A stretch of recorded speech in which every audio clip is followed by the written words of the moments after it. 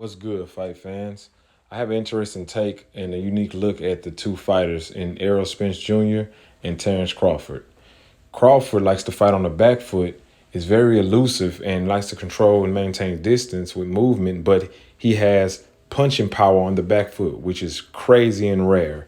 Errol Spence is a come forward volume fighter, technical guy, but he also has defensive responsibilities and is able to make you miss and evade blows. I got some sound bites from the Portaway podcast. Shout out to them. I didn't want to come off as pseudo or confirmation bias, but I just thought it was an interesting take, and I want to let you guys hear while you watch some of the footage I seen unique. A switch. It's the difference between like a belt. You ever been hit with a paddle? Yeah. It's like that. Yeah. Go buy a paddle and go and hit yourself with a paddle. that's Spence, and then hit yourself with the belt. Belt is a difference. They both hurt. Bottom line is they both hurt. I do feel like Errol stops guys more of just out of sheer mental breakdown. Like, I'm tired of he's in my face. I can't get away from him. Like, I can't go through this no more. Whereas Crawford, who stopped everybody at 47. It's surprising they just don't get talked about more. Yeah. Nobody at 47 has gotten to the final bell against T. Crawford. That's crazy. He can look like early in a fight, like vulnerable, and then his in-ring IQ, his ability to adjust, set one perfect shot up. Different. And I mean, it's lights out. Yeah. I mean, when he hit guys. Yeah. Defensively wise, Earl's more of your block. Terence will get the hell out of there. Defensive wise, who's better defensively? I think Errol is. Earl is? I think power and his punch again opposed to Terence and his punch. Terrence's punch is like a whip. You know what I mean? It's like it's a sting. You know what I mean? Errol's punch is more like a thump. Like it's like Right. you know? And so Which one made you say neither.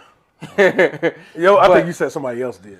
Who, me? Not me. Nah, I not me. Nah, I ain't no grunter. They both hurt. Bottom line is they both hurt. I do feel like Errol stops guys more of just out of sheer mental breakdown. Like, I'm tired of he's in my face. I can't get away from him. Like, I can't go through this no more. Whereas Crawford, who stopped everybody at 47. It's surprising they just don't get talked about more. Yeah. Nobody at 47 has gotten to the final bell against T. Crawford. That's crazy. He can look like early in a fight, like vulnerable, and then his in-ring IQ, his ability to adjust, set one perfect shot up. Different. And I mean, it's lights out. Yeah. I mean, when he hit guys. Yeah. Defensively wise, Earl's more of your block. Terence will get the hell out of there. Defensive wise, who's better defensively? I think Errol is. Earl is? I think Errol is a better defensive fighter. I think that Errol he seems to always be alert. Excuse me. He seems to always be alert to what's coming at him, you know? He does a really good job of rolling off punches too. If you watch my fight with Errol, you see a lot of the punches that I landed, they don't really have the big effect because he's rolling with them.